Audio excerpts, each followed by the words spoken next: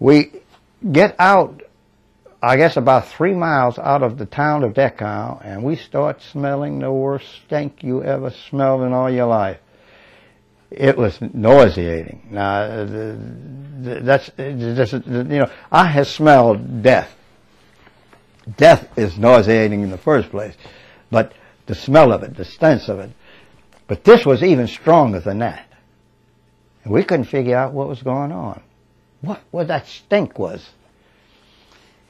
And we got, the column stopped, and we looked out there, and there was boxcars, and they were lined up. I don't know how many, just hundreds and hundreds of boxcars lined up on, and then we see some bodies down on the sides of them. And we said, so my battery commander stops that part of the, right there, and he says, and he gives us details. I'm a sergeant, so he gives me about eight men, something like that. And we go through those, and he wants us to find out if there's anybody alive in those boxcars, because we see people dead down on the ground, you know. And some of the boxcars were open, some of them were closed. And some of them was these open type, you know, like a, and we see they were piled up with bodies. And the others were this type that had these doors on it, you know, regular boxcars. And we went in there and we broke it loose. They were, you know, the ones that were locked, they were chained with locks, and we just shot the locks off and opened it. And then, the stink and the smell was something terrible. I mean, it just, what we did, we put on gas masks, which didn't help a whole lot, but it did help some. And, we saw bodies piled up in there like cattle, just one on top of the other. And, I didn't know, you know, we didn't know they were dead and any live in there. They couldn't have been live, you know what I mean? But you know, every now and then you'd come across one of them that the eyes are rolled or something, you know, and we'd say maybe he's still alive, so we'd get him out. And in the process of it, we'd pick up one, you know, by the arms and the legs, and some of them were so decomposed that the arms would drop off or the legs would drop off on you. And you just have to pick up the rest of them, just throw them off on the side. Well, you're getting all this gook on you. The smell is terrible. We are throwing up all over the place. I mean, there's no way to explain how something like that could happen. There's just no way. And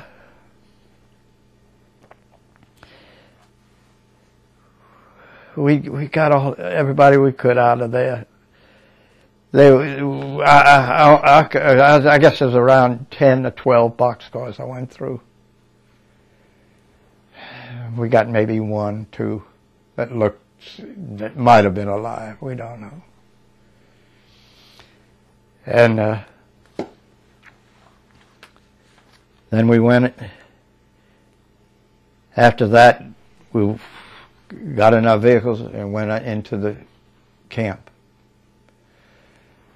And the first thing we noticed was coming through the gates. The gates were opened, by the way. There were other troops in there.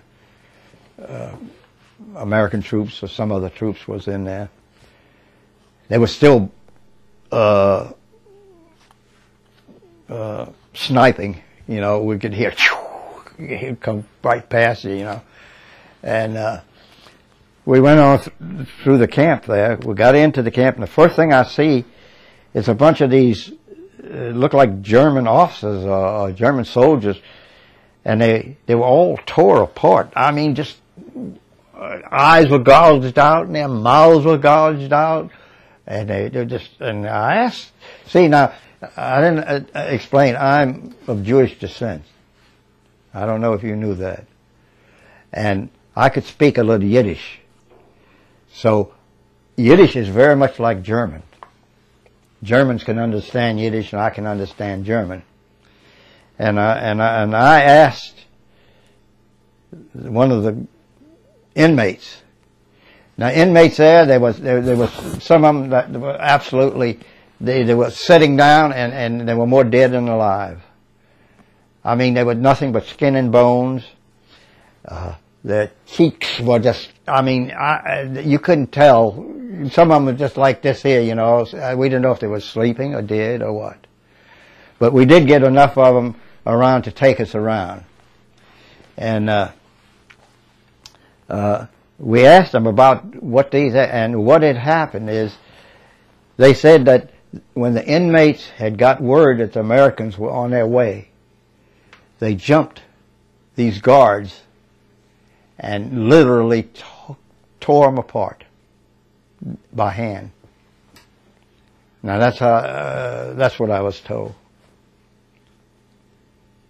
And then we went on in.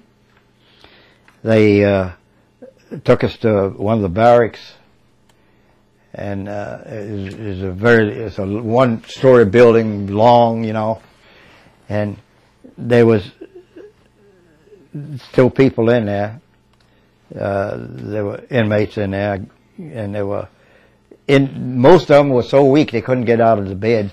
The beds were just wood frames with, and no mattress. I couldn't see no mattress there, and they were piled one on top of the other. It looked like about 4 or 5 high.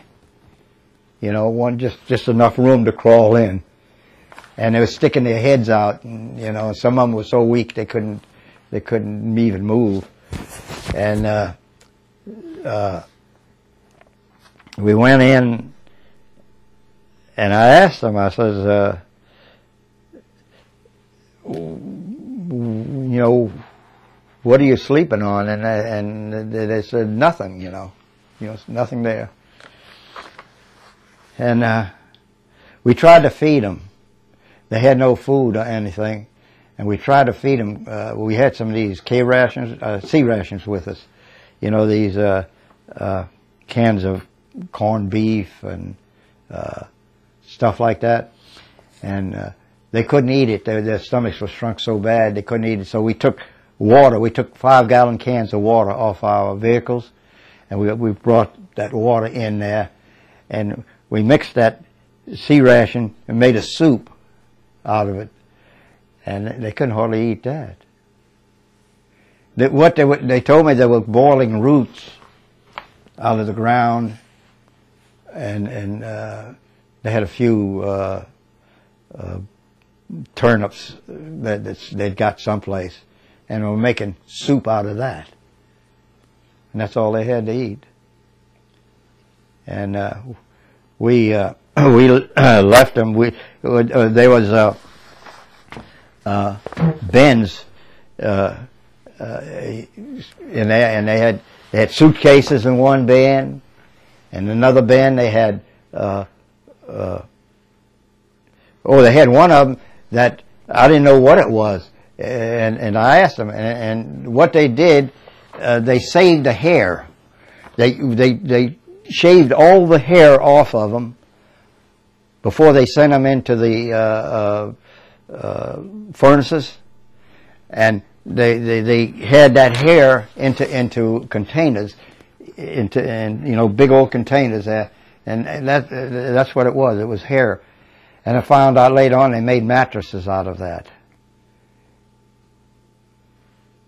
And they had false teeth. They'd gouge if they had any gold, they'd gouge the gold out,